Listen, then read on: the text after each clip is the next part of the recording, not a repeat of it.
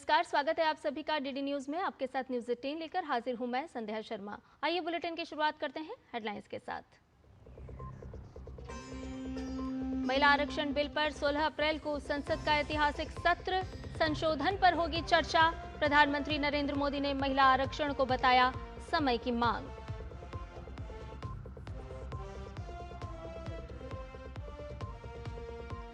असम और पुदुचेरी में सुबह 9 बजे तक 17% से ज्यादा मतदान। केरलम में 16% से ज्यादा हुआ मतदान।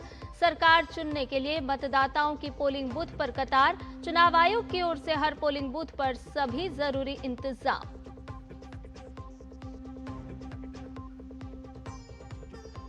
विधानसभा चुनाव में आज 3 मुख्यमंत्रियों की सियासी किस्मत का फैसला। गौरव गोगोई, राजीव चंद्रशेखर और के सतीशन समेत अन्य दिग्गजों के भविष्य भी आज ईवीएम में होंगे बंद।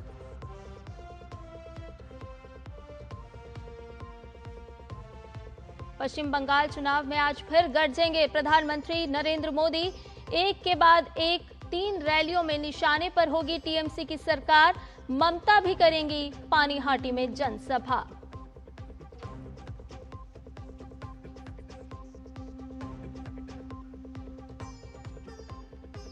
सीजफायर के बीच ईरान ने फिर बंद किया हॉर्मुज स्ट्रेट। लेबनान पर इजरायली हमले के बाद फैसला। ट्रंप और नेतन्याहू ने कहा सीजफायर में शामिल नहीं हिजबुल्लाह।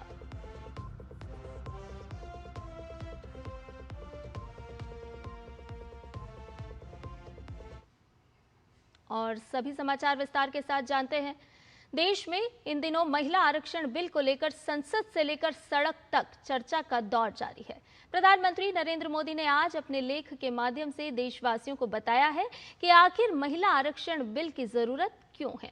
उन्होंने देशवासियों के लिए इस लेख को लिखा और बताया कि संसद का ये निर्णय महिलाओं की राजनीतिक भागीदारी को नई शक्ति देगा, साथ ही लोकसभा और विधानसभाओं में महिलाओं का उचित स्थान सुनिश्चित करेगा। उन्होंने आगे लिखा कि इसी महीने 16 अप्रैल को संसद का विशेष सत्र बुलाया जाएगा, जिसमें महिलाओं के लिए आरक्षण को बढ़ावा देने वाले एक महत्वपूर्ण विधेयक पर चर्चा और उसे पारित किया जाएगा। पीएम का मानना है कि इसे महज एक विधायी प्रक्रिया कहना कम होगा, क्योंकि ये पूरे भारत में करोड़ों महिलाओं की आकांक्षाओं का प्रतिबिंब है। प्रधानमंत्री ने लिखा कि नारी शक्ति देश की लगभग आधी आबादी का प्रतिनिधित्व करती है। आज देश के हर सेक्टर में नारी शक्ति मिसाल बन रही है। पीएम मोदी ने यह भी बताया कि बीते 11 वर्षों में महिला सशक्तिकरण के लिए एक अनुकूल माहौल देश में तैयार करने पर जोर दिया गया है। शिक्षा तक बढ़ती पहुंच, बेहतर स्वास्थ्य सेवाएं, वित्तीय समावेशन में बढ़ोतरी और बुनियादी सुविधाओं तक बेहतर पहुंच ने आर्थिक और सामाजिक जीवन में महिलाओं की भागीदारी को मजबूती दी है।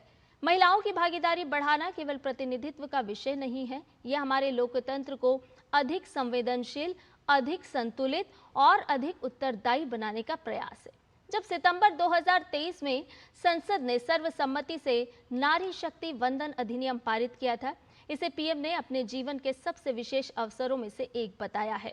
इस बात की जरूरत पर भी जोर दिया कि 2029 में लोकसभा और विधानसभा चुनाव महिला आरक्षण के प्रावधानों के साथ कराए जाएं।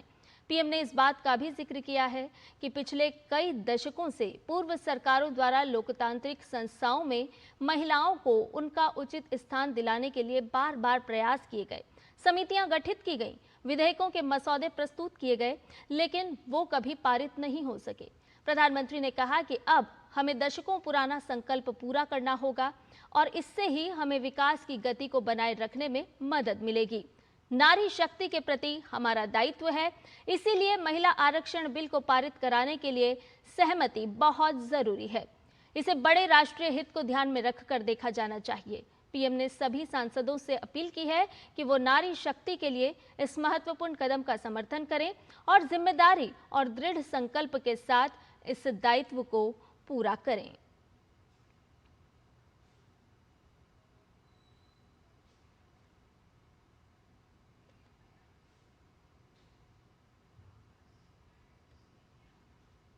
नारी शक्ति वंदन अधिनियम पर प्रधानमंत्री नरेंद्र मोदी ने कहा कि भारत एक निर्णायक मोड़ पर खड़ा है, क्योंकि विधायी निकायों में महिलाओं के लिए आरक्षण वास्तविकता के करीब पहुंच रहा है।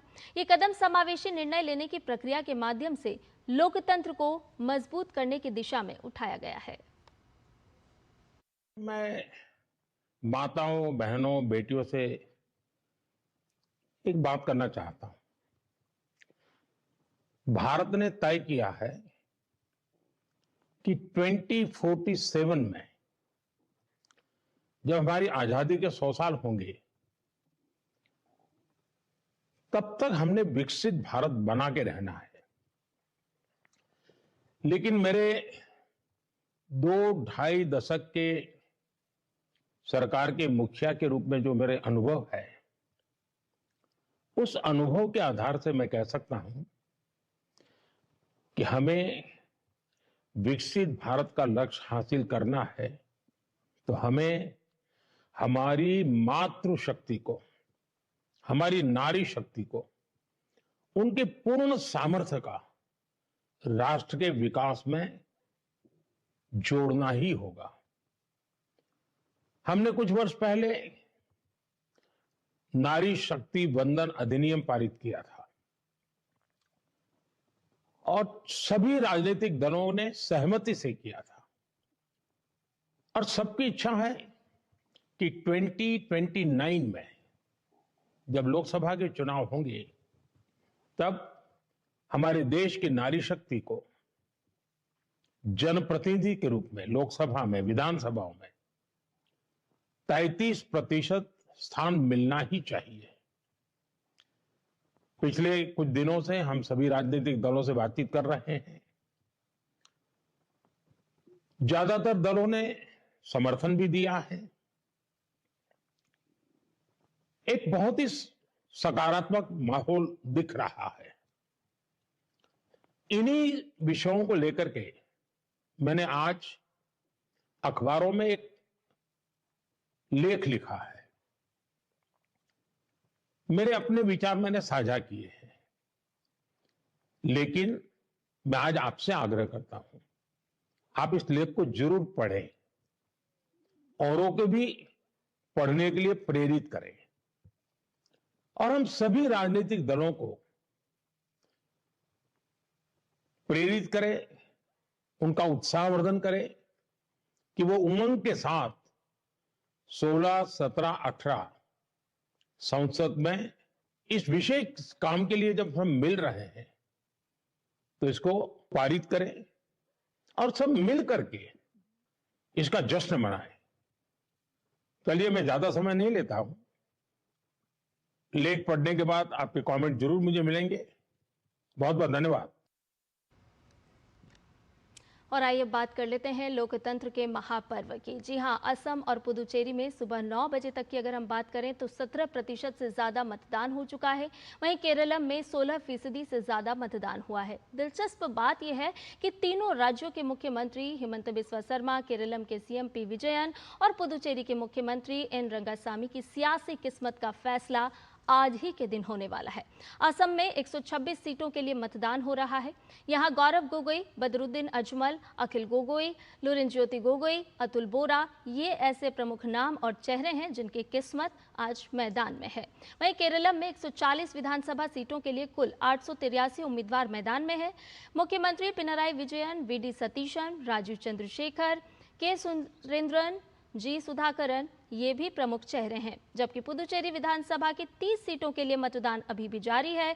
एक चरण में होने वाले चुनाव के लिए मुख्यमंत्री एन रंगासामी, पूर्व सीएम वी वैतिलिंगम समेत 294 उम्मीदवार अपनी किस्मत आजमा रहे हैं। तस्वीरें भी आपको दिखा रहे हैं, बड़ी ही सुंदर सुंदर तस्वीरें असम, केरलम और पुदुचेरी से आ रही है, जहां हर उम्र के मतदाता लोकतंत्र के इस महापर्व में भाग लेते हुए नजर आ रहे हैं, अपने वोट का इस्तेमाल कर रहे हैं, अपने मताधिकार का उपयोग करते हुए नजर आ रहे हैं।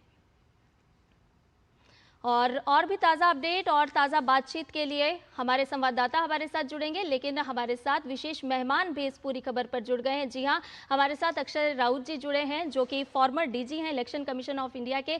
सर, बहुत बहुत स्वागत है आपका डीडी न्यूज़ में इस विशेष चर्चा में भाग लेने के लिए। सबसे पहले सर यही जानना चाहेंगे, आज लोकतंत्र के महापर्व का दिन है, 3 राज्यों में चुनाव संपन्न कराए जा रहे हैं, आगे 2 और राज्यों में भी चुनाव होंगे, लेकिन इसके पहले कि आज जो सुंदर सुंदर मतदाताओं की तस्वीरें आ रही हैं, इसके पहले की तैयारियों को समझना चाहेंगे। कितनी मशक्कत होती है, क्योंकि राजनीतिक दलों के साथ समन्वय बैठाना, उसके साथ साथ मतदाताओं में भी उत्साह को बढ़ाना। संध्या, आपने बिल्कुल सही कहा। ये जो आज एक दिन, जो कि एक निर्णायक दिन है, और उसमें वोटर अपना फैसला देता है, और काउंटिंग होगा बाद में, बाकी दोनों स्टेट में जब चुनाव खत्म होंगे। लेकिन इसके लिए जितना काम होता है, जैसे आपने कहा, वो शायद किसी को पता नहीं होगा। महीनों का काम होता है, कितने ट्रेनिंग होता है। सोचिए कि पोलिंग स्टेशन दूर दराजे तक, जैसे आसाम की बात, आज पोलिंग हो रहा है, एक वहाँ पोलिंग स्टेशन है जहाँ की शायद 200 लोग टोटल हैं, लेकिन उसके लिए कितना वॉक करना पड़ता है पोलिंग स्टेशन को, पोलिंग ऑफिशियल्स को, और ब्रह्मपुत्र रिवर को क्रॉस करना पड़ता है, फेरी में जाना पड़ता है। ऐसे ही केरला में इडुक्की डिस्ट्रिक्ट में और एक जगह है। तो ऐसे लोगों को, पोलिंग ऑफिशियल, पोलिंग मशीनरी को इतना काम करना पड़ता है। और भारत के हर चुनाव, हर स्टेट की चुनाव दूसरे चुनाव से अलग होता है, हर जगह में चैलेंज अलग होता है। आज देखिए, नमूना के तौर पर, एक तो एक्सट्रीम साउथ में है केरला और पुडुचेरी, दूसरा है नॉर्थ ईस्ट में आसाम में, और ये दोनों जगह में एसआईआर हुआ है, आसाम में नहीं हुआ है अपने अपने कारण से। तो और सबका टोपोग्राफी अलग है, पॉलिटिकल कॉम्प्लेक्शन, इसके बारे में आपने अभी बात किया। वहाँ चैलेंजेस ज्यादा है, कहाँ पैसे की ज्यादा कारोबार होता है इंड्यूसमेंट में, कहाँ मिस इन्फॉर्मेशन का होता है, जैसे ये सारे चीज को जूझना पड़ता है, कहाँ एमसीसी वायलेशन थोड़ा ज्यादा होता है, कहाँ कम होता है। सबका एक एक पॉलिटिकल और इलेक्टोरल हिस्ट्री है। इसको लेकर इलेक्शन कमीशन को आयोजन करना पड़ता है, और कितने पोल ऑब्जर्वर लगाना पड़ता है, माइक्रो ऑब्जर्वर लगाना पड़ता है, सिक्योरिटी का मूवमेंट होता है। आप इतने चरणों में क्यों वोटिंग होता है? इसीलिए क्योंकि वोटिंग जगह को सिक्योर करना है।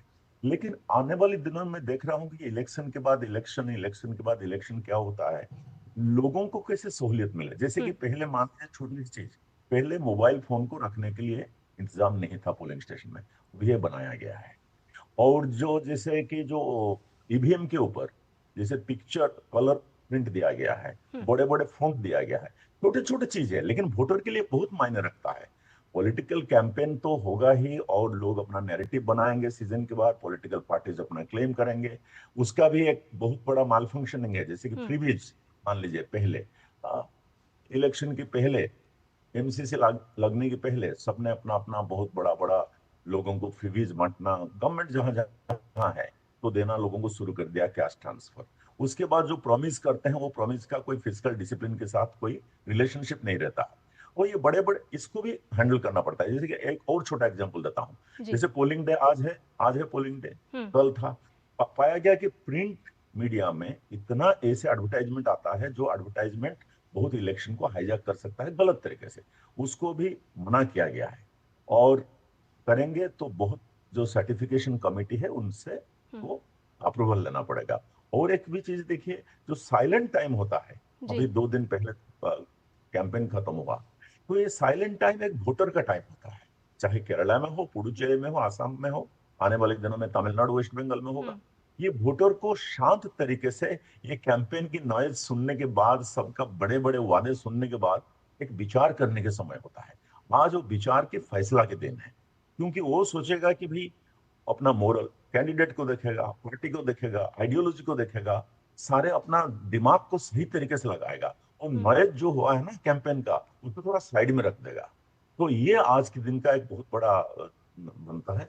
और आपको एक चीज बताऊं कि ये जो तीनों जगह में हो रहा है, 2 स्टेट है कि यूनियन टेरिटरी, 300 करीब असेंबली कॉन्स्टिट्यूएंसीज हैं मिलाकर, ये यहाँ वोटर टर्नआउट ऐतिहासिक तौर पर बहुत ज्यादा रहा है। मतलब यहाँ पॉलिटिकली कॉन्शियस पीपल हैं, और अपना वोट का मायने समझते हैं, और वोट के अधिकार को जरूर जाके पोलिंग स्टेशन में देते हैं। जैसे मान लो ये तीनों स्टेट में करीब करीब 80%, मैं तो 80% के ऊपर रहा है, तो मैं आज देखूंगा, क्योंकि एसआईआर 2 जगह में हुआ है, तो मेरा उम्मीद है कि वहां पोलिंग परसेंटेज और भी बढ़ेगा। तो और पॉलिटिकल कॉम्बेटिवनेस जो बोलते हैं ना, कॉन्टेस्ट की जो लेवल जी है बहुत हाई रहा है, बहुत जी। ऊंचा स्तर पर रहा है, सर, माने इसके साथ जुझारू साथ रहा आपसे ये भी समझना चाहेंगे, वोटिंग परसेंटेज बढ़ाने के लिए लगातार आयोग काम करता है, तरह तरह की चीज़ों को अपनाता भी है और कैसे हम मतदान को और भी पारदर्शी बना सकते हैं उसके लिए लगातार जोर दिया जाता है। अगर हम आज ही की बात करें तो देखिए, पहले के 2 से 3 घंटों को अगर हम समझें तो लगभग 16 से 17% का मतदान हुआ है। अब इस परसेंटेज को और बढ़ाने के लिए क्या क्या प्रयास आयोग के द्वारा किए जाते हैं सर? आयोग का तो कुछ साल पहले, करीब मेरे को लगता है 15 साल पहले हो गया, एक आयोग ने कार्यक्रम शुरू किया जो इसका फ्लैगशिप प्रोग्राम है। इसको systematic voters education and electoral participation बोलते हैं, स्वीप। उसके तहत जो सूचना की जो वोटर के पास कमी होता है, सहूलियत की जो कमी होता है हम्म। और प्रेरणा की जो कमी होता है, IMF, इंफॉर्मेशन मोटिवेशन फैसिलिटेशन, ये तीनों चीज को बढ़ावा दिया गया है। और उसकी नतीजा हमें 2019 की राष्ट्रीय चुनाव, 2024 के राष्ट्रीय चुनाव में, जहां हम लोग मान लो 55-58% वोटिंग होता था पूरा देश में, अभी वो 65 कंसिस्टेंटली हो रहा है। वो बहुत बड़ा डेमोक्रेसी के लिए और भारत के लिए एक बड़ा उपलब्धि है।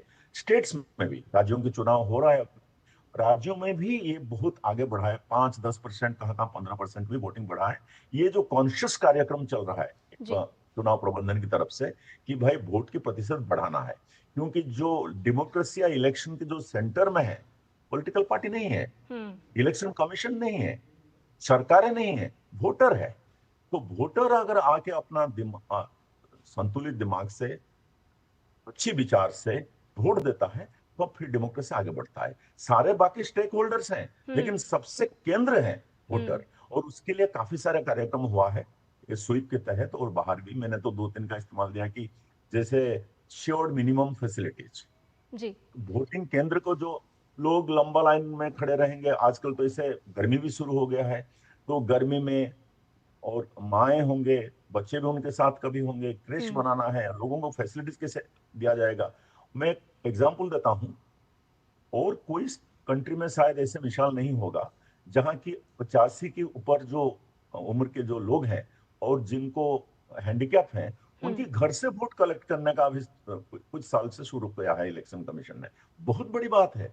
आप घर में बैठे रहेंगे, पोलिंग पार्टी आपके पास आएगा और आपसे वोट लेके जाएगा। हम्म। ये तो बहुत बड़ी बात है। ये मेरे को लगता है कि डेमोक्रेसी में हमारा इलेक्शन का जो मेच्योरिटी आया है और प्रबंधन का जो मेच्योरिटी आया है, ये उसका एक इंडिकेशन है कि जी यहाँ तक भी करा जा रहा है। बाकी आप देखेंगे, अगर 2000 मान लीजिए 9-10 की बात करें, तो उस टाइम वुमेन वोटिंग जो है कितना पीछे था।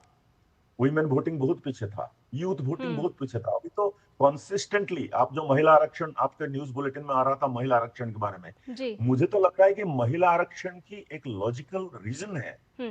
कि लोग, वुमेन, जो महिलाएं हैं हमारे, इतना बढ़ चढ़ कर इलेक्शन में पार्टिसिपेट कर रहे हैं कि पॉलिटिकल पार्टीज और इसको पीछे नहीं छोड़ सकते हैं। उनको एड्रेस करना पड़ेगा। उनके लिए खाली मैनिफेस्टो में बहुत सारी चीज दिया जाता है, उतना ही ज्यादा नहीं है, सफिशिएंट नहीं है। उनके लिए रिजर्वेशन का जो एक हुआ है, मैं पॉलिटिकल इंटेंशन या कोई आज की तारीख में जमीनी रीजन को मैं नजरअंदाज नहीं कर रहा हूं, हम्म। लेकिन एक बड़ा कारण यह है कि वुमेन टर्नआउट जो इलेक्शन में आया है, वो अपना आवाज बुलंद कर रहे हैं, तो उससे महिला आरक्षण सर, आवाज के। बुलंद करें, इसके साथ साथ हम ये भी देख रहे हैं कि आयोग द्वारा पिंक बूथ भी बनाए जाते हैं ताकि वहां का पूरा संचालन भी महिलाएं करती है, मतदाताएं भी बड़ी संख्या में महिलाएं वहां पर पहुंचती है। ये भी एक इनिशिएटिव के तौर पर हम आयोग का देख सकते हैं। बिल्कुल सही है, बिल्कुल सही है।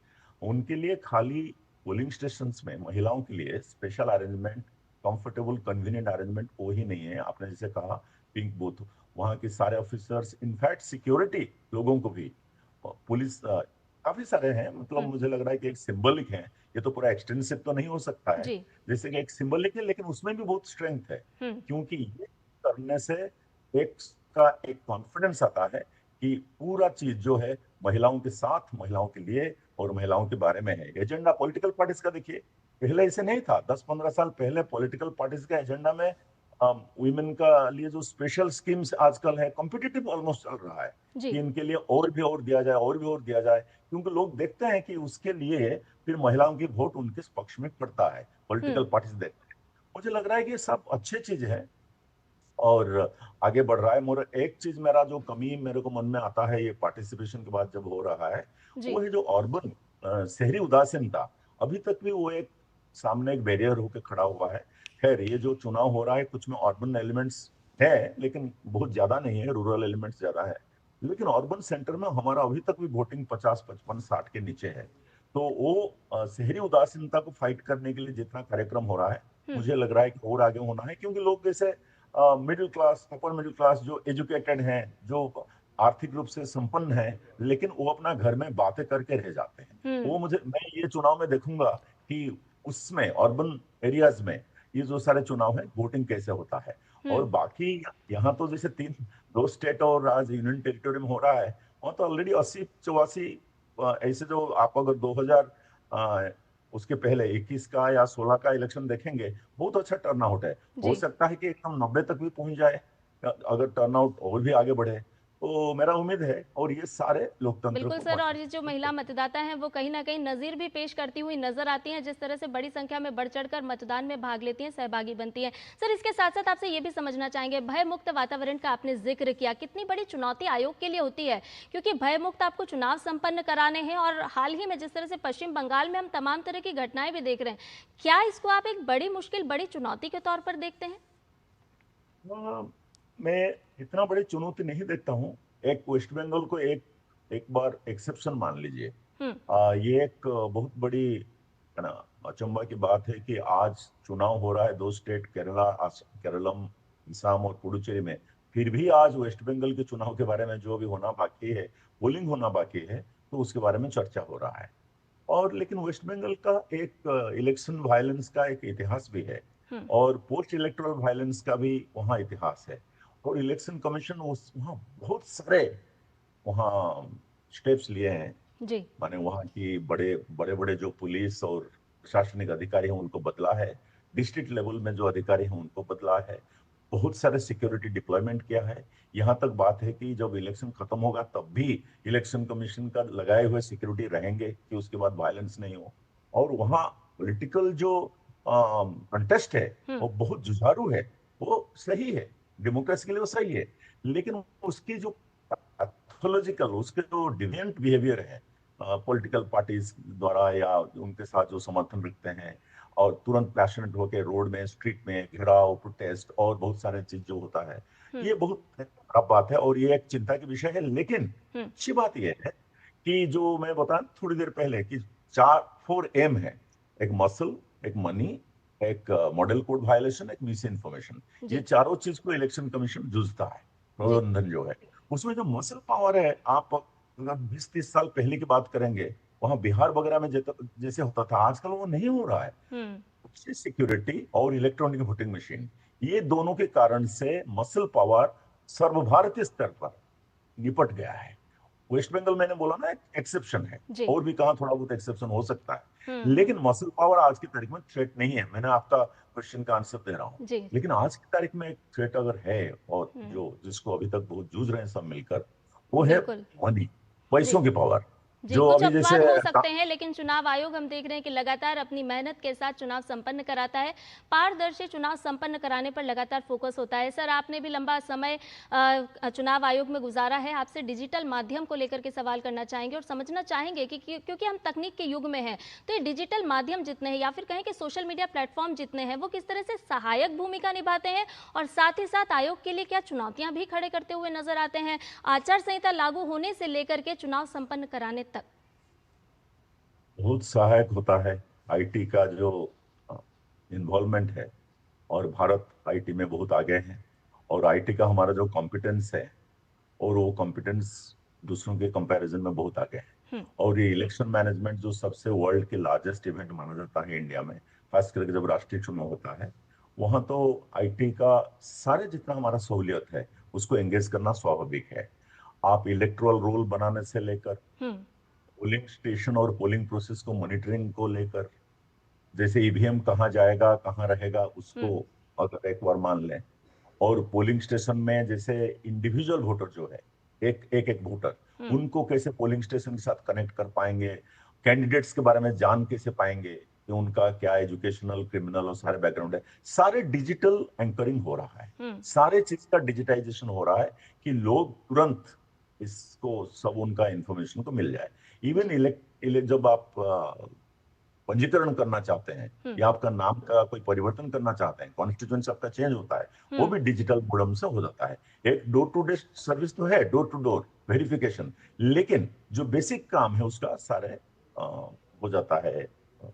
चलिए, बहुत बहुत शुक्रिया सर, हमारे साथ और विशेष लेकिन और एक है कि जो कैंडिडेट्स को हैं, और अभी देखिए सी विजिल बना है, एक ऐप बना है सी विजिल, जो भी पब्लिक है वो अगर इलेक्शन कमीशन का कोई डिविएशन हो रहा है, जैसे इलेक्शन कमीशन का काम का वहां पैसों का कारोबार हो रहा है, कहाँ कोई मॉडल कोड का वायलेशन हो रहा है, हर सिटीजन एक डिजिटल ऐप के जरिए से इलेक्शन कमीशन को बोल सकता है, जो तुरंत उसमें मूव करेगा। ये सब है। और सारे चीजों का जैसे ऐप है, पॉलिटिकल पार्टीज को अगर कैंपेन के लिए उसको फैसिलिटी चाहिए, और कोई आकर दरखास्त देने का बात नहीं है, डिजिटली देख उनको वो बोल सकते हैं कि हमको ये फैसिलिटी चाहिए, ये कैंपेन ग्राउंड चाहिए, ये सर्टिफिकेट चाहिए, तो तुरंत उसको मिल सकता है। बहुत सारे आप मिलके ईसीआई नेट में एक बना हुआ है कि डिजिटल प्लेटफॉर्म, जहां के कैंडिडेट्स, सिटीजन्स और इलेक्शन का खुद का ऑफिशियल वो इन्वॉल्व होके जो जो उनका जरूरत है उसको मीट कर सकते हैं। लेकिन आपने एक चीज और बताया कि उसकी कोई खराब यूज भी है क्या?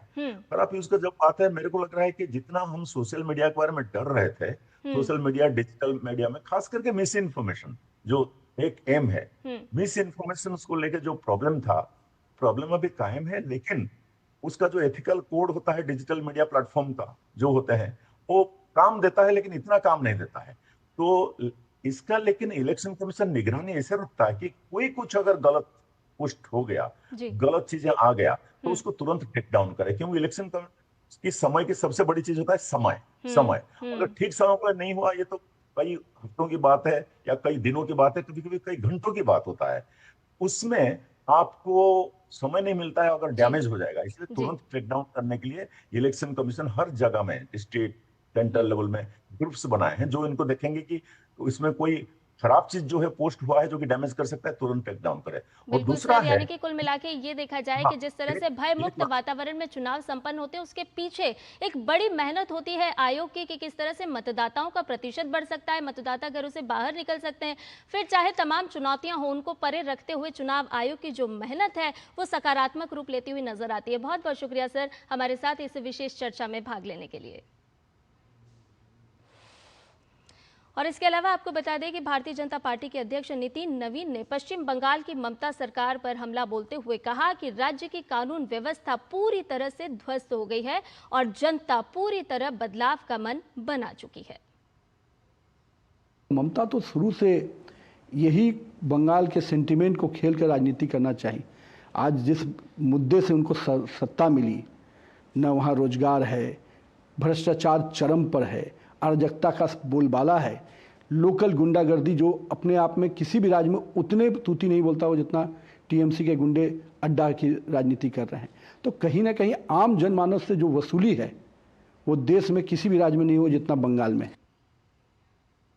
और इसके साथ ही न्यूज़ 18 में फिलहाल के लिए इतना ही। मुझे दीजिए इजाजत। नमस्कार।